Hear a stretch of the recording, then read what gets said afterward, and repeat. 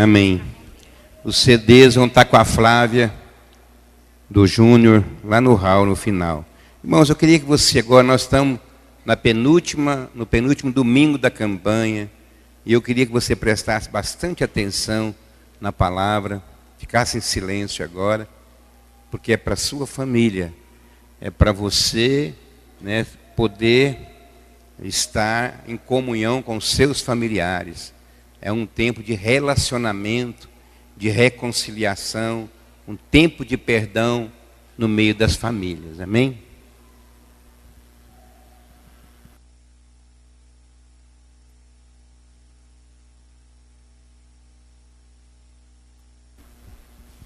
Aleluia, graças e paz, amém?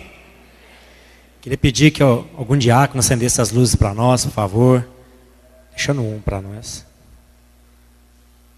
Amém? O irmão que estiver aí atrás, acende as luzes para nós.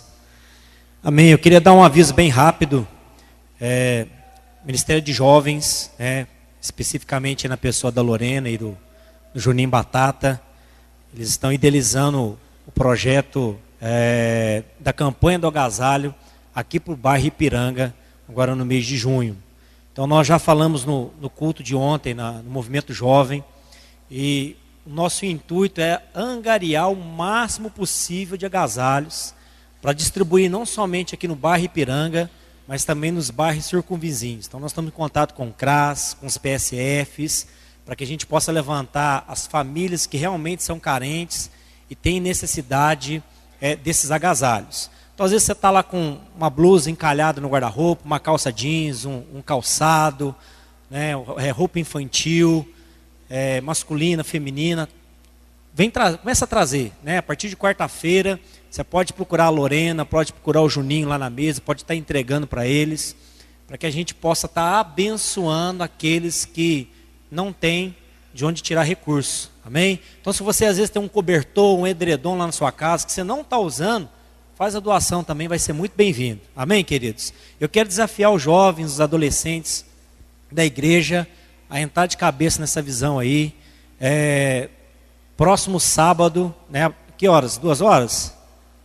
2h30, eles vão fazer uma reunião aqui na igreja, para que eles possam estar montando essa equipe responsável por essa campanha. Então eu quero desafiar você a entrar nisso. Você, né, procura o vizinho lá da sua rua, passa na rua da sua casa, né, vê se seus vizinhos têm alguma coisa que possam estar doando e traga. Amém? Isso é igreja, isso é a ação da igreja para estar abençoando aqueles que não tenham que vestir nesse inverno aí. É muito cômodo para nós estar quentinho em casa, debaixo do cobertor, e falar: oh Deus, obrigado por essa cobertinha, né? Obrigado por esse teto. Mas nós temos que lembrar também daqueles que não têm, às vezes, um teto, não tem um cobertor para se aquecer, não tem um agasalho para aquecer o filho. E como é difícil você ver o filho passando frio, você não tem como aquecê-lo. Então, em nome de Jesus, né, tira as traças do seu guarda-roupa lá, não deixa a traça comer lá aquilo que está encalhado e traz aqui para a igreja. Bermuda, camiseta, esses negócios, meu irmão, deixa mais para frente. É agasalho mesmo, é roupa de frio. Amém, queridos? E terça-feira agora lá em casa, eu quero convocar os líderes de jovens, lembrar os líderes, né, do Conselho de Jovens, de uma reunião às 20 horas, não esqueça, para a gente traçar aí a meta para o segundo semestre aí desse ano. Amém? Nós vamos falar hoje sobre minha casa no alvo do inimigo. O tema de hoje é esse: minha casa no alvo do inimigo. Eu quero te convidar a fazer uma oração para que Deus venha ministrar graça ao nosso coração, trazer virtude à nossa vida, revelação à nossa alma, para a gente sair deste lugar alimentado, cheio da presença de Deus. Amém? Vamos orar. Pai, nós te louvamos, nós te damos graças por tudo aquilo que o Senhor manifestou, por toda a ministração que o Senhor fez neste lugar, através do teatro, do louvor, dos testemunhos, do dízimo e da oferta. E nós clamamos que esse momento da palavra não seja diferente, que o Espírito do Senhor possa trazer revelação à nossa alma. A palavra do Senhor diz que o povo do Senhor perece por falta de entendimento, de conhecimento, por falta de revelação da tua palavra. E é isso que nós viemos buscar neste lugar essa noite, uma direção, uma palavra específica para a nossa vida. Algo que realmente venha acrescentar, Deus, vida, fôlego à nossa alma. algo que venha tirar, Deus, a nossa família das trevas, algo que venha trazer, Deus, libertação àqueles da nossa família que estão cativos. É isso que nós te pedimos, clamamos, que o Espírito do Senhor realmente possa imprimir na nossa alma a verdade que cura, que liberta, que saura, a verdade que restaura. É isso que nós queremos nessa noite, não ouvir o que nosso irmão tem a dizer a nós nesse momento, mas ouvir o que o teu Espírito tem a dizer à nossa alma. Por isso, Espírito Santo, fala conosco. Nós te damos liberdade, nós lançamos toda a nossa resistência por terra, toda a resistência do nosso eu, para que o Espírito do Senhor tenha a liberdade de ministrar a nossa alma, e essa ministração fique permanente, perpétua na nossa vida. Que não seja eu simplesmente a falar aqui nessa noite, mas seja o teu Espírito a tomar as minhas palavras e transformar em vida, em fogo no nosso interior, e fogo que consome, e fogo que purifica, fogo que vivifica a nossa vida, ó Pai. Em nome do Senhor Jesus. Amém? Então vira para o irmão que está do seu lado, fala assim: a nossa família está no alvo do inimigo. Isso é uma verdade. Nós estamos vividamente enganjados, com todas as nossas forças, em uma batalha espiritual pelo bem da nossa família. Todos nós temos um inimigo em comum. E o nome desse inimigo chama-se Satanás. Tem algumas pessoas que falam assim: não fala do diabo na igreja. Eles têm que pregar o amor, eles têm que pregar a reconciliação, nós temos que pregar a ação. Tudo isso é importante, tudo isso faz parte da vida da igreja. Mas nós também temos que lembrar, meus irmãos, que nós não estamos aqui a passeio. Nós estamos aqui numa caminhada. E durante essa nossa caminhada de fé, assim como o povo de Israel, né, peregrinou pelo deserto até entrar na terra prometida, eles enfrentaram ali muitas adversidades e muitos inimigos que se opunham, né, à sua passagem, que se opunham ao objetivo que eles tinham de entrar na terra de Canaã. Nós também, semelhantemente àqueles irmãos, né, aqueles judeus que peregrinaram pelo deserto, nós estamos peregrinando sobre essa terra e nós vamos encontrar oposição na nossa vida. O inimigo da nossa alma não quer que nós sejamos felizes, não quer que a plenitude do Senhor se manifeste na nossa casa. Então, nós temos um inimigo em comum que utiliza de inúmeros métodos para tentar travar a nossa vida, para tentar atingir os seus objetivos. E a palavra lá em João, capítulo 10, versículo 10, eu quero te convidar a abrir lá em João, capítulo 10, versículo 10, o início do versículo 10, a parte A do versículo 10. Ela revela para nós qual que é o objetivo do nosso inimigo, qual que é a intenção, o intuito com o qual ele tem se levantado contra nós. Então lá em João 10, capítulo 10, parte A, diz assim: o ladrão vem somente para roubar, matar e destruir. Amém? Então leia para a pessoa que está do seu lado, fala assim: o ladrão vem somente para roubar, matar e destruir. Quem é o ladrão? O diabo. A palavra de Deus diz que ele é o diabo. A palavra de Deus diz que Satanás, que Lúcifer, que o diabo, ele é homicida desde o início. Então o intuito dele não é brincar conosco. O intuito dele não é amedrontar o nosso coração. O intuito do diabo e suas hostes é matar, roubar e destruir, principalmente a nossa família.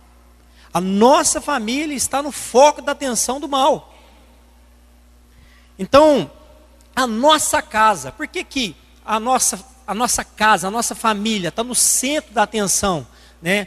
Todas as trevas, né? Tudo aquilo que é mal está voltado contra a nossa casa para nos destruir. Porque a nossa casa, a nossa família é a célula mãe da sociedade, né? A base central de toda a nação.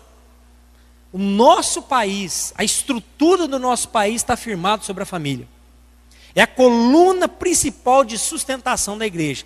Aí você fala: não, mas Jesus é a coluna principal de sustentação da igreja. Não, Jesus é o tudo na igreja, amém?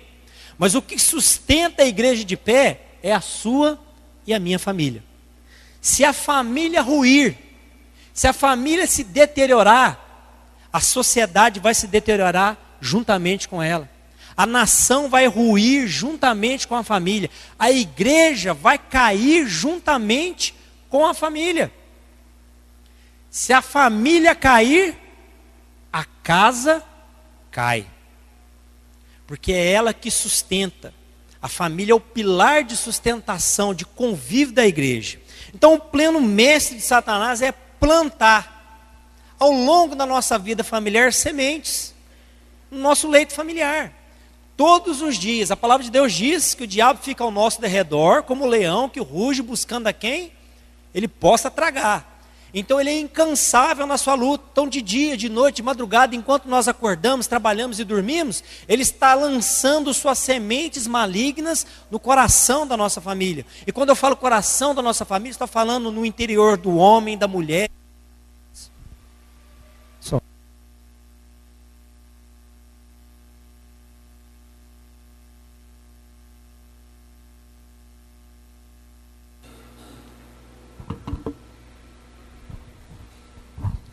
Falha técnica.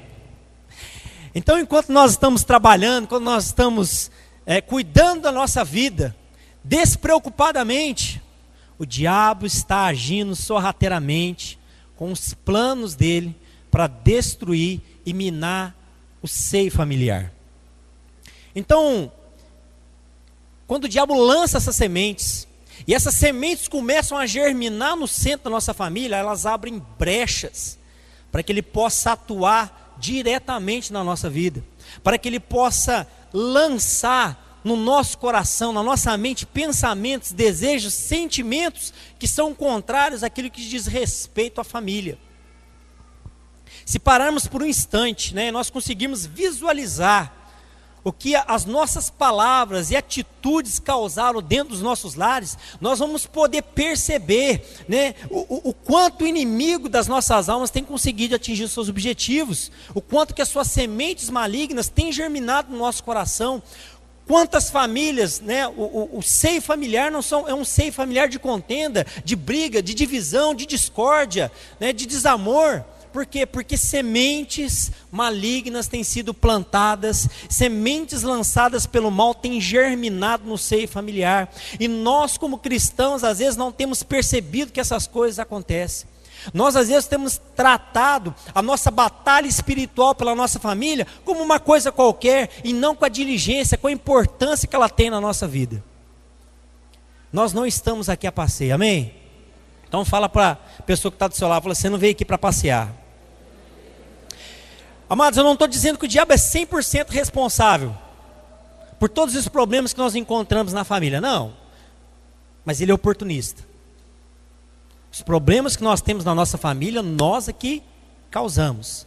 Mas ele aproveita cada uma das oportunidades que nós damos para poder agir sobre a nossa vida. Todas as vezes que há uma discussão um pouco mais enérgica entre um marido e uma esposa, onde há ofensas, uma porta se abre para que um espírito de contenda e divisão entre naquele casamento. Toda vez que um filho desobedece a um pai, desonra um pai, como foi ministrado, domingo passado, a respeito dos filhos honrarem, foi Fernando, semana retrasada, dos filhos honrarem os pais, uma porta se abre para que influências malignas entrem naquele relacionamento de pais com filhos. Vida familiar não é brincadeira. É algo muito sério que nós, como pais, como filhos, temos a obrigação de zelar por elas. E há inúmeras maneiras do diabo agir dentro do lar. Há inúmeras, não tem como listar todas aqui. Ele atira de tudo quanto é lado, ele age de tudo quanto é maneira. Mas eu queria só salientar assim apenas 3 áreas que eu acho importantes, que eu acho que faz parte da vida de toda a família, que nós encontramos dentro de toda a casa. 3 áreas que são mais evidentes em cada lar. Então eu quero falar nessa noite sobre as ações do diabo em relação aos nossos filhos, em relação às nossas finanças e em relação ao relacionamento conjugal. Você fala, irmão, mas você vai falar de relacionamento conjugal de novo? Vou, irmão. Porque vira e mexe, nós estamos vendo famílias, casais em crise de relacionamento. E se há crise de relacionamento, se há problemas conjugais, é porque nós ainda não entendemos o plano de Deus para a nossa família, para o nosso casamento, para o nosso relacionamento. Amém? Então vamos começar sobre as ações do diabo em relação aos nossos filhos. Não há verdade maior, não há revelação maior da Bíblia que fala a respeito de criação de filhos do que aquela que está em Provérbios 22, 6. Eu queria te convidar a abrir lá, Provérbios, capítulo 22, versículo 6. Esse é um princípio que não somente Deus conhece, mas como o diabo também sabe. Ele diz assim: ensina a criança o caminho que ela deve andar, e até quando for idosa, não se desviará dele. Os nossos filhos, aí você fala assim, mas eu não sou filho ainda, não sou pai ainda, não sou mãe. Vai ser. Vai ser. Ainda que seja por adoção. Você fala, mas eu não posso ter filho. Ainda que você adote, você é pai, você é mãe, você tem um filho, uma responsabilidade. Os nossos filhos são alvos diretos do inimigo. Amados, nós estamos vendo pelos meios televisivos, pela música, pela internet, por todos os meios de comunicação, um assédio violento à mente das nossas crianças. Princípios e valores distorcidos, que o mundo tem distorcido, têm sido plantados todos os dias na mente das nossas crianças, através do que elas veem, através do que elas ouvem, através do que elas vivenciam dentro e fora da nossa casa. Tudo o que é ensinado a uma criança, ela absorve. Ela é uma esponja. E à medida que a gente vai inculcando algo na mente de uma criança, aquilo fica alicerçado, ela não esquece. Por isso que tem muitos pais que colocam os filhos em escolas de línguas quando eles são pequenininhos. Porque a cabeça está fresca. Tudo que ensina, aprende rápido, assimila rápido, consegue, absorver uma gama de conhecimento muito grande. E o diabo sabe isso. E ele começa a lançar na mente dos nossos filhos, das nossas crianças, dos nossos pré-adolescentes, dos nossos adolescentes, jovens, conceitos e padrões mundanos.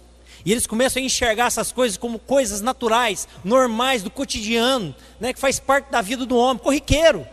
Mas não tem nada de corriqueiro. São conceitos, são sentimentos totalmente contrários à palavra de Deus. A semente que é semeada na infância, ela vai acompanhar a pessoa por toda a vida. Eu lembro de coisas que eu aprendi, que me foram ensinadas pelos meus pais até hoje. De princípios, valores que eu carrego até hoje. Tanto bons quanto ruins. E é uma luta você tentar se livrar de algo que foi padronizado no seu coração desde a infância. Você crescer num sistema distorcido, quando você tem a maturidade e você entende que aquilo é errado, é uma luta você mudar aquilo que está dentro de você. É ou não é? É uma luta, por isso que os consultórios de psicólogos estão cheios. Porque a pessoa agora se depara com a verdade a respeito dela mesma e contraria tudo aquilo pelo qual ela foi ensinada até hoje. Fala, eu não posso viver desse jeito, eu não posso ser assim. E aí ela não, é uma luta tão grande, tão intensa para ela mudar, que às vezes gera uma crise no interior dela. Então aquilo que nós ensinamos para os nossos filhos na infância, eles vão carregar a vida toda. O seu filho vai ser aquilo que você o ensinar a ser. Os nossos filhos são como flechas na nossa mão. Quando o arqueiro dispara a flecha, o que ela vai fazer? Ela vai até atingir o alvo, ela não volta. Ela não é um bumerangue que você joga, ela volta. Ela vai até atingir o alvo. E quanto mais força você tensiona o arco, mais longe vai aquela flecha. Os nossos filhos são flechas na nossa mão. Na direção que nós lançarmos eles vão a vida toda até atingir o alvo. E eles vão além. Muito além daquilo que nós somos. Muito além do que aquilo que nós fomos. Então, para onde nós estamos direcionando os nossos filhos, eles irão. E às vezes o diabo, meu irmão, tem usado a nós mesmos para deturparmos e distorcermos a cabeça dos nossos filhos. Porque nós não temos vigiado a maneira como nós nos relacionamos com eles. A maneira como nós falamos, como tratamos os nossos filhos. Às vezes nós tratamos nossos filhos como tratamos qualquer um lá fora. Quer dizer para você que filho é algo muito especial que Deus nos deu, amém? Filho é um presente de Deus para a nossa vida. Então, como pais, nós temos a obrigação de zelar pela formação emocional, intelectual e espiritual dos nossos filhos. Nós, assim como filho é um privilégio que Deus nos dá, filho também é uma responsabilidade. E como responsabilidade, nós vamos ser cobrados por Deus a respeito disso. Sabia que um dia que você encontrar com Deus, Deus vai te cobrar a educação que você deu para o seu filho? Os ensinamentos, os conceitos que você deu a ele, a bagagem de vida que você distribuiu aos seus filhos. Nós vamos ser cobrados por isso. Porque juntamente com o privilégio vem uma responsabilidade. E às vezes nós estamos querendo só ver o lado bom, o lado divertido, o lado do amor, o lado da alegria de ter um filho. Mas nós temos que lembrar que nós somos responsáveis por criar uma pessoa segundo o caráter de Cristo, segundo o padrão da palavra de Deus. Amém? Então aquilo que ela recebe como princípio e valor, vai carregar a vida toda. É o que diz Provérbios aqui, né, no capítulo 22, versículo 6. Aquilo que você inculcar na mente de uma criança, ela não vai esquecer.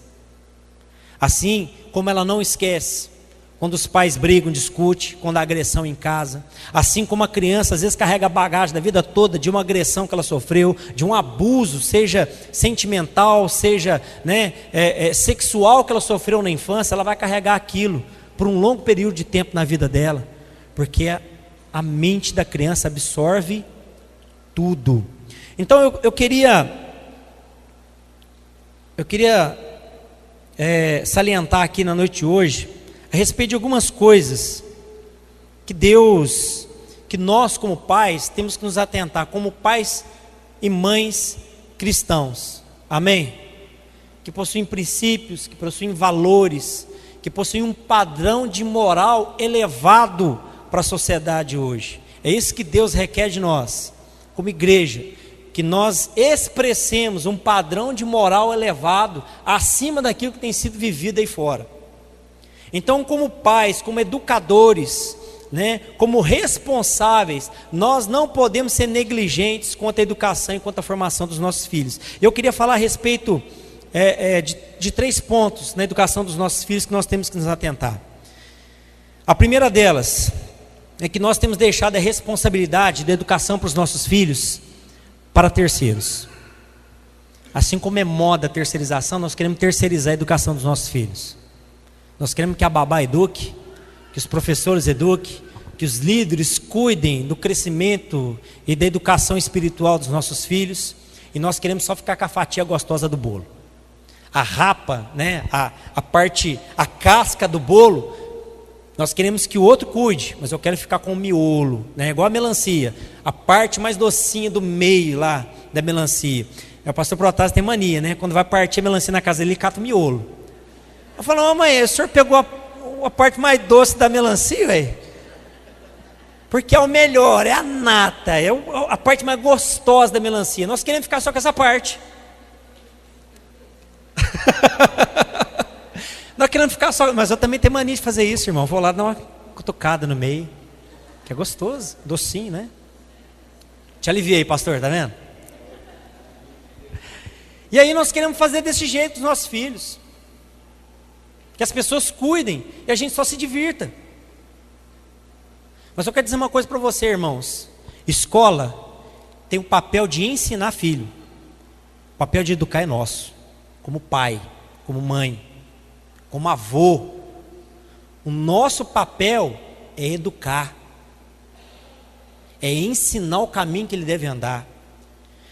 A gente acompanha, né, os nossos meninos na escola.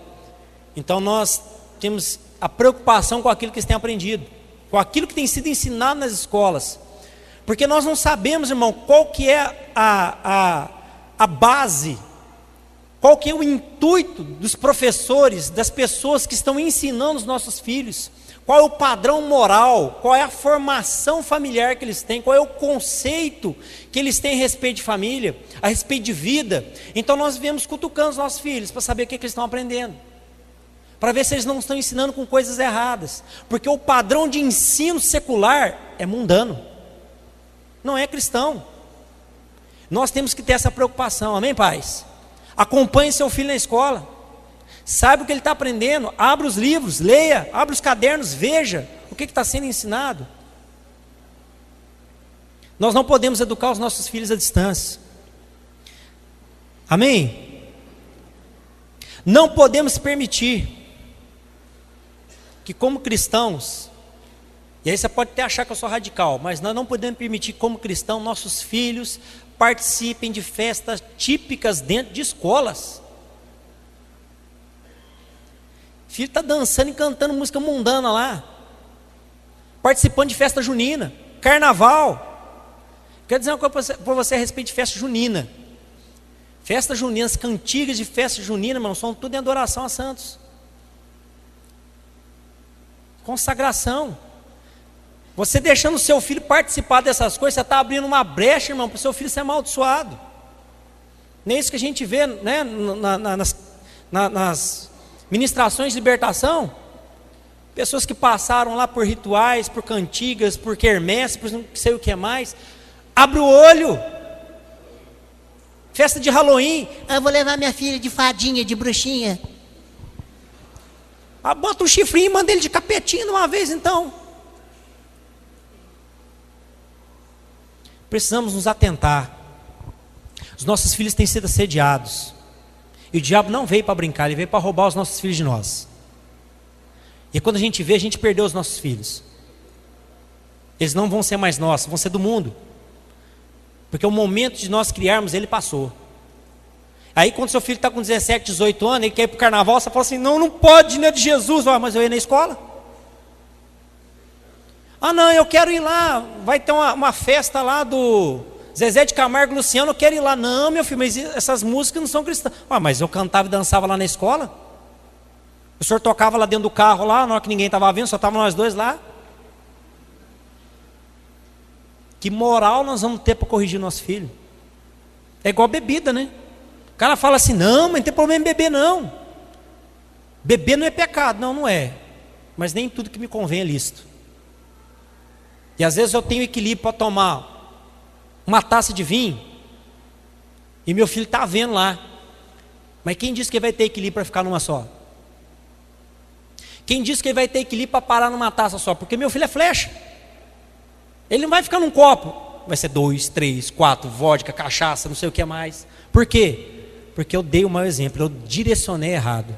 Então a educação, a formação do caráter dos nossos filhos é a nossa responsabilidade. E se nós não fizermos isso direito, nós vamos colher lá na frente o fruto estragado que nós plantamos. A segunda questão que eu quero abordar a respeito de filhos é que nós temos permitido que os nossos filhos vejam o reino de Deus, a vida como igreja, apenas para os momentos que eles tiverem tempo, para os momentos que eles sentirem vontade de participar da igreja. Hoje não está afim de ir na igreja não, vou ficar em casa mesmo, vou sair com os amigos. Conversa fiada. Igreja tem que vir em primeiro lugar, é corpo.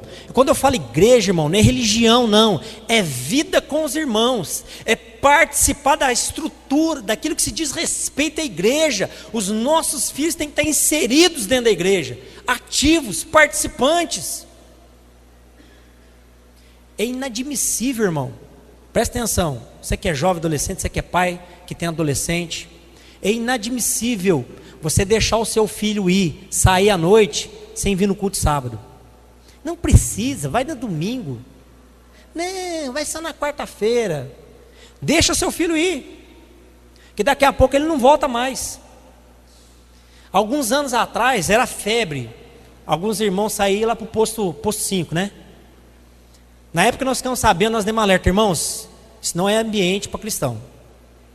Estou sendo luz nas trevas, pastor. Estou indo lá para ser referência. Pergunta qual voltou? Nenhum. Foi bem avisado.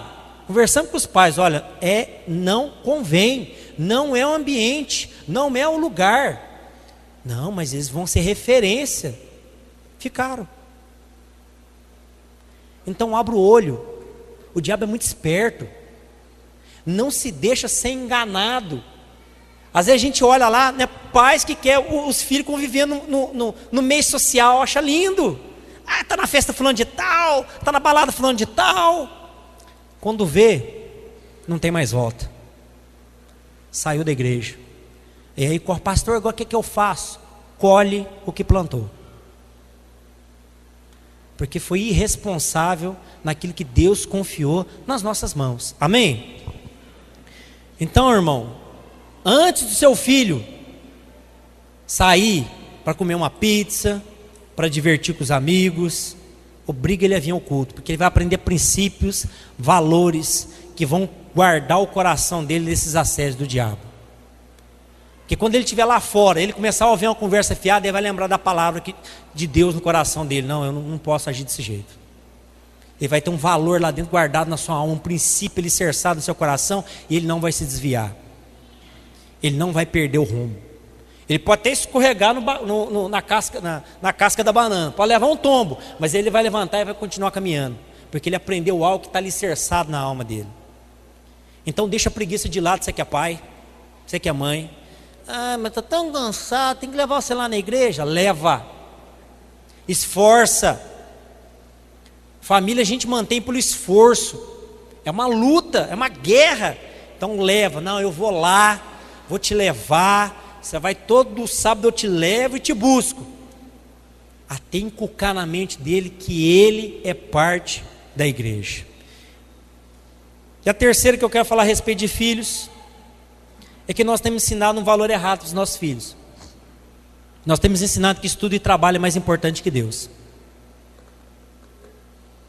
Nós temos que falar para o nosso filho: estudo, senão você não vai ser nada na vida. Aí o filho: não, hoje eu não vou na igreja não, porque eu tenho prova essa semana. Não, então estuda, não vai no culto não, estuda, porque amanhã você tem prova. Porque você tem que passar no vestibular, porque você tem que ser um médico, você tem que ser um engenheiro, você tem que ser um físico nuclear, você tem que ser um astronauta. Estuda mesmo. E aí o menino passa na faculdade, forma, e aí você fala: agora meu filho, vamos para a igreja. Não, quero não. Fazer o que na igreja? Não preciso. Não preciso de igreja, para quê? Estou formado, tenho tudo que eu preciso. Foi o que o senhor me falou, que eu tenho que dedicar, tenho que estudar para me ser isso. Agora eu sou, então eu não preciso de Deus. Eu não preciso de igreja, eu vou na igreja de vez em quando. Eu vou lá de vez em quando, né? Dou minha carimbada lá no passaporte para o céu, está tudo garantido. Nós precisamos ensinar com os nossos filhos que eles têm que estudar sim, que eles têm que trabalhar sim, mas o mais importante na vida deles é Deus. Não tem outro valor, não tem nada mais que seja importante para os nossos filhos do que eles, né, tenham no seu coração um propósito de servir a Deus. Eu não vejo o pai falando assim: vai ser um pastor, vai ser um missionário, vai para a África. Ó, esse aqui vai ser líder de ministério, vai abrir um trabalho lá com pessoas que, né, moradores de rua. Não, que isso, vai ser médico, vai ser engenheiro, porque precisa ganhar dinheiro.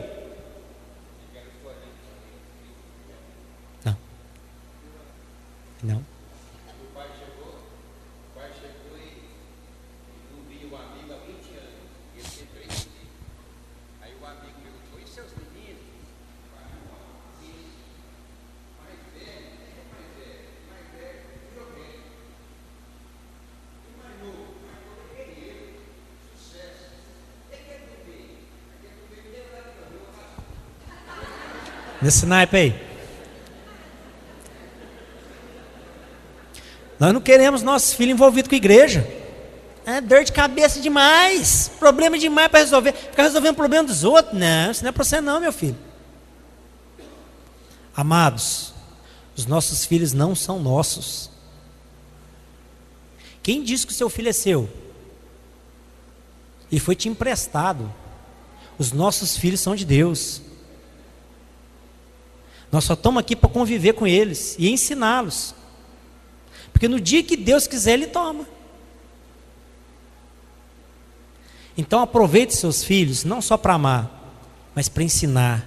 Inculca na cabeça deles: meu filho, o que você vai ser em Deus quando você crescer? O que você vai ser em Deus? O que você quer ser? Eu vejo lá a Camilinha, formou em farmácia, farmacêutica, tudo para ganhar, tá ganhando dinheiro, a ufa, né? Tá pagando seu carrinho. Então, eu vou lá para Jocum. Vou lá no meio do mato, lá na comunidade de Ribeirinha, andar de canoa, dormir em rede, andar de barco. Está feliz. Os pais querem que volte, né? Mas rápido, volta, meu filho, que estou com saudade. Mas e se não voltar?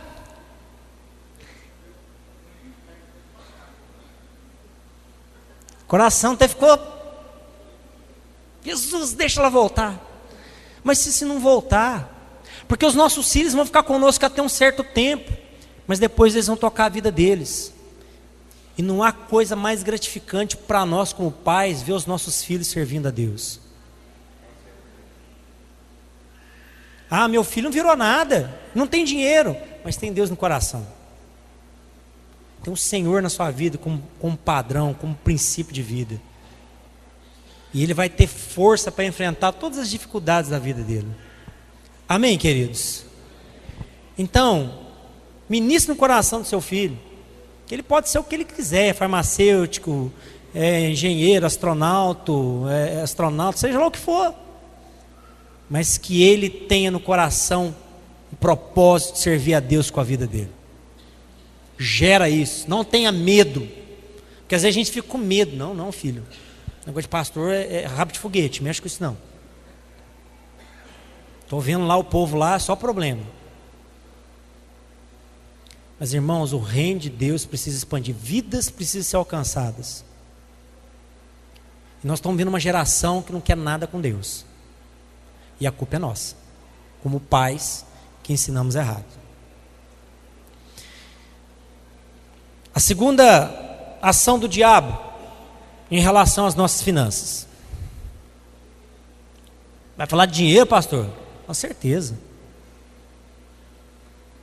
Com certeza. É igualmente importante na nossa vida essa área. As finanças são um meio pelo qual o diabo está usando para prender muita família aí. Nós vivemos um boom econômico no Brasil. Quem tem menos de 20 anos aí? Menos de 20? Pois é, essa moçadinha não sabe nem... Não, você não tem não, irmão. Menos de 20. Galera, não sabe o que é inflação.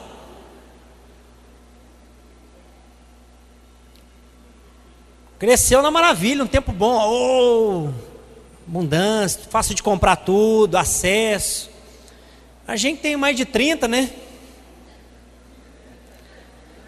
Viu aquela época em que o cara recebia e tinha que correr para o supermercado para comprar, senão o dinheiro não dava. Nós estamos vivendo um tempo muito bom.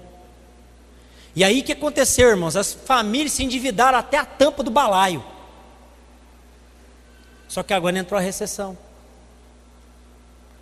E aí aquele pai que trabalhava 8 horas, está tendo que trabalhar 14 para poder cumprir as obrigações dele. Porque ficou tão ansioso, tão afoito por conforto, por estabilidade, que se enfiou em dívida, que mergulhou em dívida. Eu quero falar para você que dívida não é de Deus não, irmão. Tem uma dívidazinha ali, outra aqui, pastor, mas sabe como é que é? Vai controlando, vai vivendo ali, devendo um, dá o calote no outro, paga o outro no outro mês que vem. Isso não é de Deus não, querido. Às vezes dívida é inevitável, né? Às vezes você tem uma empresa, teve um problema e gerou uma dívida, é inevitável. Mas nós não podemos, irmão, acostumar a viver em dívida, porque isso é uma ação que o diabo usa contra a nossa vida. Então nós estamos vivendo um momento de recessão. Eu quero falar para você, não é o momento de comprar nada. Os comerciantes vão me bater, né? O lojista então não quer nem me ver na frente depois dessa pregação. Não é o momento de compra. Nós estamos vendo uma retração na poupança. A poupança está sendo minada dia após dia pela inflação. Então é o momento, irmão, de nós pararmos como família. E quando eu falo família, seus filhos têm que estar inclusos nisso, a esposa. Porque às vezes a gente fala assim, eu vou proteger minha família, não vou deixar eles saber dos problemas. Não, a família tem que saber. Porque às vezes a esposa está achando que está mil maravilha, está lá assim, Pernambucana, Magazine Luiza, né? E vai lá gastando, fazendo a festa. Quando chega o final do mês, a fatura do cartão está lá. E o marido, Jesus, como é que eu vou pagar isso agora? Pagar nada. Então família precisa estar envolvida na administração financeira da casa. Os filhos, mas o meu menino é tão pequenininho, tem 10 anos, mas come, bebe e dorme. Não come, bebe e dorme? Tem gasto, não tem? Faz parte da família, ele precisa crescer, ter entendimento, que nem tudo que ele quer vai ter, que nem tudo que a gente almeja a gente vai poder conquistar naquele momento, que é o momento de comprar, é o momento de não comprar nada. Então a família precisa participar disso. Nós estamos às vezes amando mais o dinheiro do que a nossa própria família. Nós estamos dando mais importância no quanto nós temos que trabalhar e lucrar do que o convívio familiar. Os nossos filhos, esposas, maridos não precisam de muitas coisas, precisam de amor, atenção e do nosso carinho. Às vezes você está achando que sua esposa precisa de um carrão novo, de um vestido novo para ser feliz. Não, ela precisa que você abrace, que você ame, que você beije ela, que você dê carinho para ela, que você esteja junto com ela, para ela se sentir acolhida por você. Às vezes nós estamos enchendo os filhos de parafernália. É iPad, iPod, faço, quero, não sei o que mais. É para cá, para lá. Mas não estão dando a eles o que eles mais necessitam, que é a nossa atenção e a nossa presença. Que às vezes a gente sai 7 horas da noite e chega às 10. O filho já está dormindo para acordar no dia seguinte. E onde é que vai o convívio familiar? O amor ao dinheiro corrói e corrompe as nossas famílias. Eu queria te convidar a abrir lá em 1 Timóteo, capítulo 6, versículo 10. Vamos adiantar aqui, senão não dá tempo. 1 Timóteo 6, 10.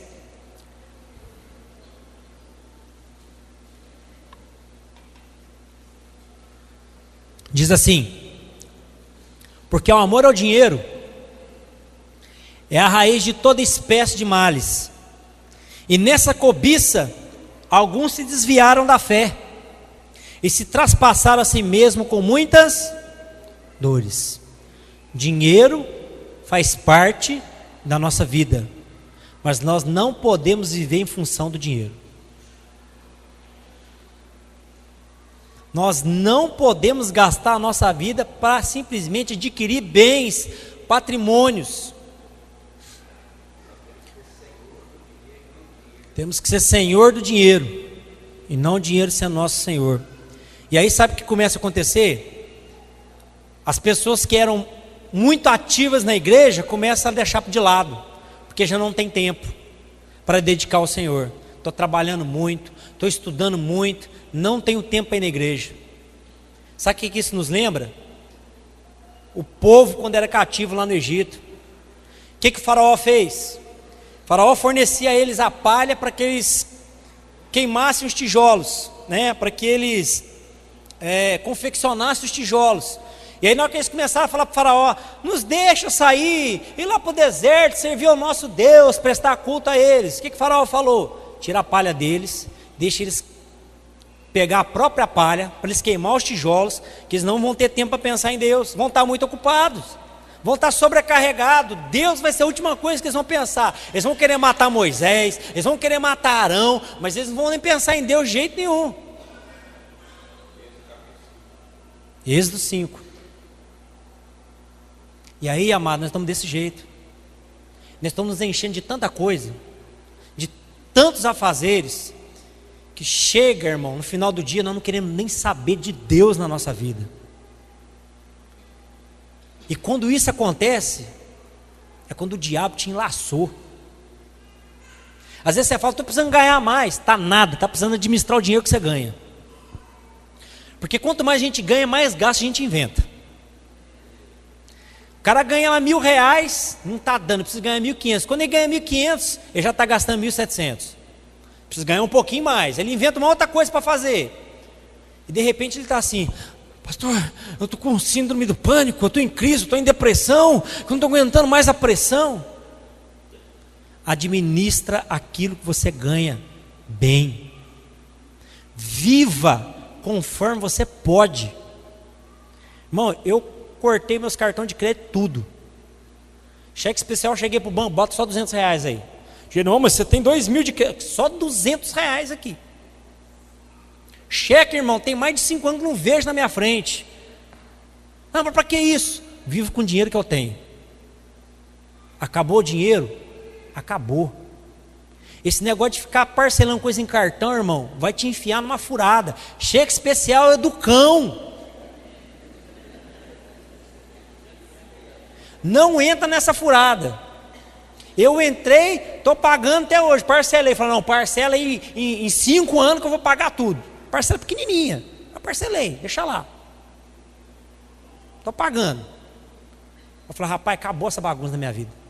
Vou botar a casa em ordem. Então nós precisamos ter cuidado. Essa ânsia de termos muitas coisas pode nos levar para o buraco. Vida financeira bagunçada na casa destrói um casamento. Tem muita gente separando aí por crise financeira. Mulher que gasta demais, homem que não sabe dizer não, homem que gasta demais. Ou às vezes é o contrário, né? O homem gasta demais, a mulher... Não, segura aí.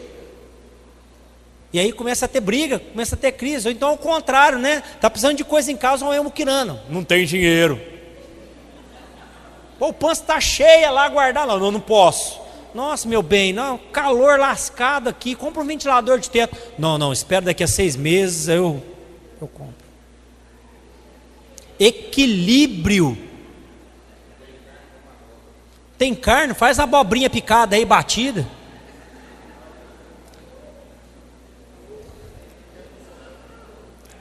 Abobrinha batida é boa, né? Amém? Então, a situação é a mesma daquele povo. O diabo tem te sobrecarregado, tem te enchido de coisas, pra você não ter tempo para pensar em Deus. A segunda coisa que eu quero falar a respeito de finanças é que nós temos sido negligentes quanto à nossa obrigação com a casa de Deus. E eu estou falando de dízimo e oferta. E quando a gente fala em dízimo e oferta, às vezes as pessoas falam assim, eu tenho agora um compromisso aqui, uma obrigação, deixa eu atender um telefone aqui. A responsabilidade é nossa. Quem gosta de vir ao culto? Quem gosta de vir na casa do Senhor? Amém? Fala para o irmão assim, é uma bênção vir aqui. Agora fala para ele, mas tem conta para pagar.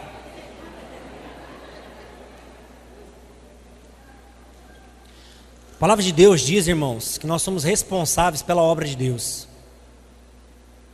Nós somos responsáveis pela manutenção dos homens e mulheres de Deus. Nós somos responsáveis pela manutenção da casa de Deus. Nós somos responsáveis pela manutenção dos missionários que estão em campo. Essa responsabilidade é nossa. Quarta-feira teve um testemunho, né? Do irmão que passou pelo retiro. E falou a respeito disso. Realmente ele falou, esse negócio de oferta não é para mim não. E aí depois ele deu testemunho, não, Deus ministrou meu coração, Deus falou comigo, eu entendi a minha responsabilidade. Nós somos parceiros disso aqui, irmão. É um absurdo eu desfrutar disso daqui e falar, não, mexeu no meu bolso, esquece. Isso é covardia. É um absurdo. Líder não dá dízimo e oferta. Agora a batata esquentou, né, irmão? O cara ser líder, ser diácono, presbítero e pastor, e falar assim, não, eu dou o dízimo só do que me sobra. Irmão, você não é líder. Você não entendeu o seu papel. Nós começamos pela liderança. Você não entendeu o seu papel dentro da igreja. Você não está junto. É uma obrigação, não é uma opção nossa. E quando nós deixamos de dar o dízimo oferta, eu falo por experiência, porque eu já deixei de dar. O diabo vem e come aquilo que você ganhou. É igual um saquetel furado. O dinheiro entra por uma mão, sai pela outra. Mas você está falando isso para me impressionar, pastor, para me tentar me intimidar. Não, irmão, você é livre. Toca a sua vida aí. Mas depois não adianta vir aqui na frente e falar assim, pastor, ora por mim, minha situação financeira está difícil. Vai dizimar primeiro. Porque o devorador na nossa vida, quem repreende é Deus. Não é isso que ele diz em Malaquias 3,10? Eu repreenderei o devorador. Ele não está falando o profeta, o pastor, o líder repreenderá o devorador, não. Ele está falando só Deus repreende o devorador na nossa vida. Você pode passar a campanha que for, irmão. Se tiver com a brecha de roubar o dízimo ou oferta, o diabo vai entrar e se andar na sua vida. Irmão, não tem dificuldade nenhuma em falar em dízimo e oferta. Foi a primeira coisa que Deus me ensinou na fé. Porque pensa num cara muquirana. Era eu. Foi a primeira coisa que Deus me quebrou. Eu era pobre e muquirana. Aí um dia eu converti. Foi em dezembro de 97. 97 não, 94. Quando foi na semana do carnaval, teve um acampamento da igreja que eu ia. E minha madrinha veio, né? E me trouxe um relógio lindo.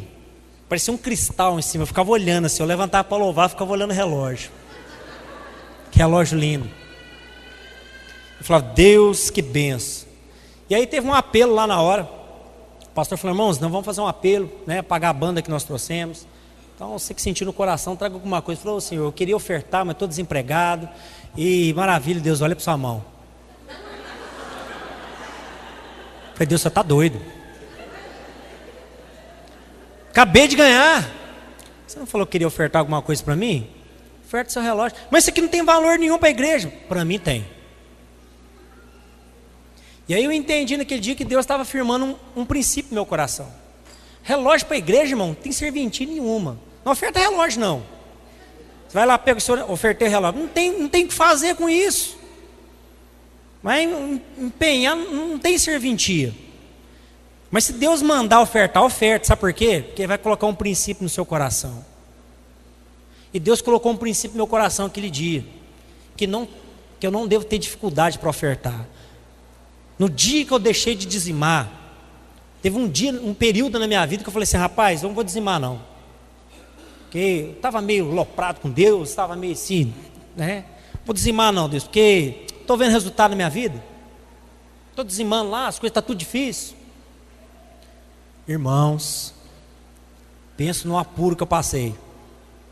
É doença para cá, é dívida para lá, é problema com o carro para cá, é não sei o que. Eu falei, Deus, o que está acontecendo? Ele falou, o que está acontecendo?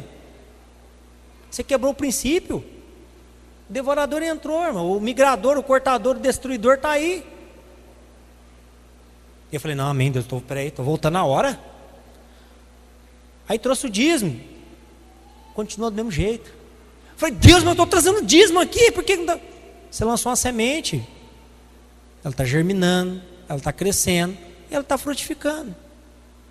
Assim como você semeou o dízimo, lá era uma semente, cresceu, germinou, frutificou, a sua infidelidade também está germinando, crescendo e frutificando. E aí, irmão, eu passei um apuro muito tempo, por causa da minha infidelidade. Então você está desempregado, faz propósito com Deus de fidelidade. Seja fiel com Deus. Seja fiel com o Senhor na sua vida financeira. Estou falando que Deus vai te deixar rico, não, porque Deus não tem compromisso em deixar ninguém rico. Se você está vindo na igreja na expectativa de ficar rico, eu quero te dar uma má notícia, irmão. Está no lugar errado. Você tem que ir trabalhar na indústria, na empresa. Você tem que abrir um negócio para você. Lugar de ganhar dinheiro. Dízimo, oferta é fidelidade, é amor, é honra. Para com a casa do Senhor, para com aquilo que Deus tem feito na sua vida. A gente não dizima aqui pedindo, Deus, eu estou dando aqui, ó, mas eu quero tal coisa. Não tem valor nenhum para Deus. Para a igreja pode ser muito bom, mas não tem valor nenhum. Agora traz aqui, Deus, obrigado pela sua fidelidade. Está aqui, ó. Abençoa o seu reino, a sua casa. Isso tem valor para Deus. Não faça troca e barganha com o Senhor. Ele não se agrada disso. Ele já sabe o que você precisa antes mesmo de você abrir a boca. Então você não precisa querer fazer negociação com Deus. Eu estou fazendo um checão aqui, Deus, olha aí, Senhor. Não precisa disso não. Tem muita igreja aí falando assim, não tem dinheiro, entra no cheque especial. Irmão, isso é coisa do capeta. Dízimo é dízimo, oferta é oferta. Amém? E por último, eu queria falar a respeito das ações do diabo na vida conjugal. Vou andar bem rapidinho aqui que o tempo acabou. Porque o que nós temos visto dentro das igrejas, irmão, o que mais nós temos encontrado são casais com problema em casa. São duas pessoas que casaram, não dá conta de viver junto. Parece cachorro, parece gato e rato. O rato dando arranhado, o gato dando mordido. Deus, ele colocou o homem e a mulher como base da família, amém? Porque tem uns políticos aí, irmão, tem um movimento social, e às vezes a gente acha muito bonito, movimento social, que quer corromper aquilo que é família. Não, família não precisa ser homem ou mulher, qualquer gênero, conversa fiada. Deus criou o homem para ser homem, mulher para ser mulher. O que passar disso é do maligno. Gênero familiar é isso, é um homem como pai, mulher como mãe. E nós como cristãos não podemos aceitar outra coisa. Nós não temos nada contra ninguém, amém? Nós não estamos lutando contra pessoas, mas nós estamos lutando para prevalecer princípios e valores. Nós não podemos abrir mão disso. Porque se esses princípios e valores caírem por terra, a sociedade vai desmoronar. Então, irmão, Deus te constituiu por cabeça, e você, irmã, por auxiliador do seu marido. E nós estamos vendo Satanás agindo para destruir os lares, para ruir as casas. Porque quando o marido e a mulher não quer mais, quem que vai sofrer em conjunto? Os filhos. Acabou a família. Acabou o leito, onde iria crescer um lar estável, a um lar desestruturado. Então a primeira coisa que eu quero abordar sobre família, sobre a ação do diabo na família, é a unidade do casal. Lá em Marcos capítulo 3, versículo 25, abra comigo lá em Marcos capítulo 3, versículo 25. Nós vemos Jesus falando com os fariseus acusaram Jesus de expulsar demônios em nome de Beelzebul. E Jesus começa então a dizer para eles: pode um reino dividido prevalecer contra ele mesmo? Ele fala no versículo 25: e se uma casa se dividir contra si mesma, tal casa não pode subsistir. Dentro de um lar, o homem e a mulher têm que ter a mesma visão. Quando visões se distanciam, a casa se divide e o lar começa a se romper. Há uma necessidade de uma união entre o casal emocional, afetiva e espiritual. A gente conversa muito com jovens e eu fico extremamente preocupado quando o jovem vem falar para mim assim: preciso casar, pastor. Eu falo: não lavem bomba, não estou dando conta de segurar a onda, está difícil demais, pastor. Porque, nossa, eu estou sozinho, eu preciso de uma companheira. Sabe o que ele está pensando? Só em sexo. Ele está esquecendo que no começo do mês vem as contas. Ele está esquecendo que depois da relação, às vezes 9 meses depois vem um filho, mais gasta ainda. Ele não está preocupado com o sentimento, ele não está preocupado com algo espiritual. Ele quer encontrar alguém para que ele possa dar um alívio na sua carga hormonal. Agora eu estou bem. E aí acontece muito. O cara casa, passa 6 meses e ele fala assim: pastor, não sei se fiz certo, não sei se eu casei certo, não sei se é realmente a pessoa. Casamento é um tripé: emoção, afeto e espiritual. Se desequilibrar um, cai. Então não pode ser nem muito uma coisa, nem muita outra. Tem que ser tudo na medida certa. Então você que é casado, você que constituiu uma família, você tem que zelar pelo seu casamento. Você tem que zelar pelo lado afetivo, emocional e espiritual do seu casamento. Tem que haver, irmãos, uma preocupação, uma busca por uma estabilidade no nosso relacionamento, porque senão vai ser cheio de altos e baixos. Então, para que o casamento vá bem, ele não pode ser sustentado só pelo sentimento. Eu amo demais, mas eu tenho dificuldade em tocar, a parte espiritual não é tão importante. Sabe o que vai acontecer? O casamento vai acabar. Às vezes é o contrário. A parte afetiva é muito intensa, mas a parte sentimental, não sei se eu gosto tanto, mas a parte de relacionamento, a parte sexual, muito boa do casamento, mas não tem vida nenhuma espiritual. Irmão, sexo não segura casamento, não. Quem disse isso para vocês? Que será que segura o casamento? E às vezes é o contrário, o cara é muito espiritual. Não, não, só vamos orar. Vamos orar, mas não expressa amor, não tem um relacionamento, né, íntimo, expressivo. Vai morar no céu, pede para morrer, irmão. Vai morar no céu, porque lá é só glória, aleluia. Lá seu relacionamento com Deus realmente é espiritual, mas aqui na terra não, você está casado. Então o relacionamento é afetivo, é toque, é abraço, é beijo. O casamento precisa disso. E nós estamos vendo isso, as pessoas estão com dificuldade, irmão, sabe? As pessoas são muito expressivas no Facebook. Esse é o meu marido lindo, que eu amo muito, mas não olha olho no olho. Fala assim, benzão, amor da minha vida, isso é importante para mim. Tem dificuldade em falar pessoalmente. Irmão, Facebook não manda mensagem, não. Esses dias para trás a gente estava conversando lá em casa, né? Que algumas pessoas elas expressam seus sentimentos por fala, outros por toque, outros por presente, né? A Fran é muito por presente. Então quando ela está me dando presente, eu sei que ela está falando que me ama. Irmão, você pode me amar muito. Pode mandar presente à vontade. Eu sou por fala. Eu gosto de falar, gosto de ouvir. Depois depois é abraço. Então eu chego lá em casa, eu falo, oi minha gatinha, dou um beijo, dou um abraço, porque é assim que eu expresso aquilo que eu sinto. Expresse do jeito que você sabe o seu amor. E seja sábio para entender o jeito que o seu companheiro ou companheira está expressando amor por você. Eclesiastes capítulo 4, versículo 9 e 12, diz assim: melhor é serem dois do que um, porque tem melhor paga do seu trabalho. Porque se um cair, o outro levanta o seu companheiro. Mas ai do que estiver só, pois caindo não haverá outro que o levante.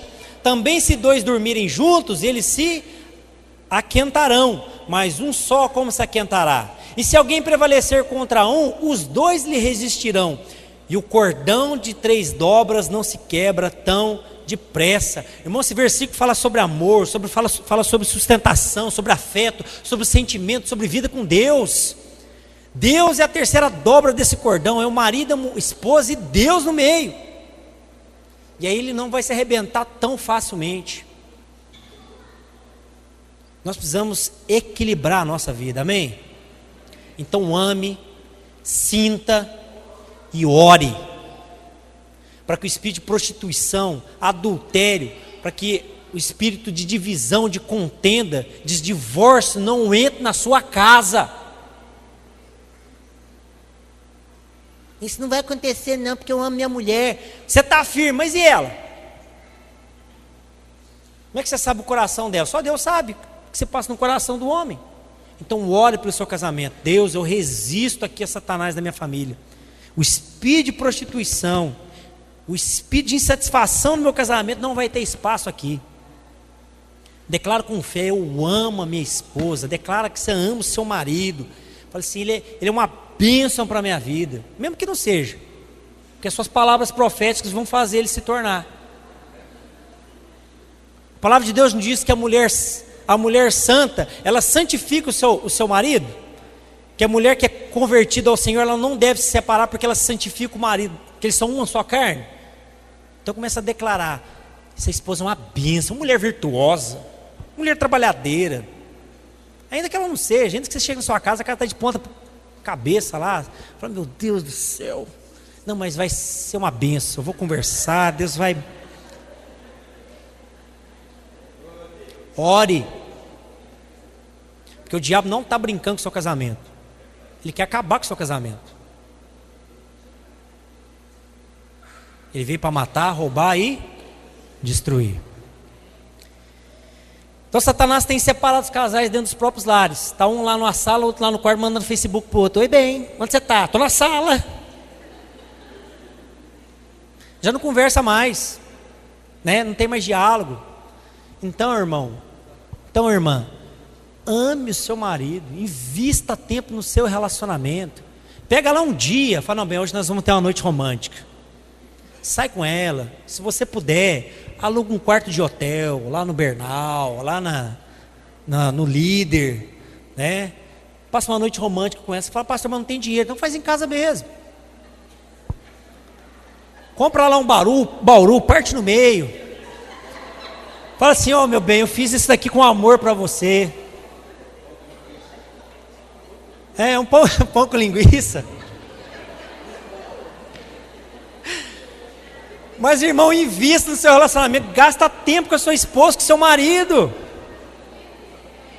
Sabe, luz de velas, né? Mas eu não tenho vela cheirosa. Compra aquelas velas brancas mesmo, irmão. Bota lá assim, faz um negócio mais romântico.